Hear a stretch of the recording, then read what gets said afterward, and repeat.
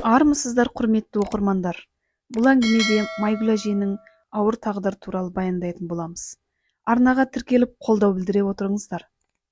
Той. Кеше шаңыраққа келін түскен. Бет ашар жыры болып жатыр. Жұрттың бәрі бет ашарға жиналып, ақша салуға дайындалып тұр. Сол бір сәтте Ақзияштың қызы қараусыз қалған болатын. Ақзияш 7 жастағы ұлына: "Бөпеңе қарай тұр, қазір тез келемін, тербетсең ұйықтап қалады" деді.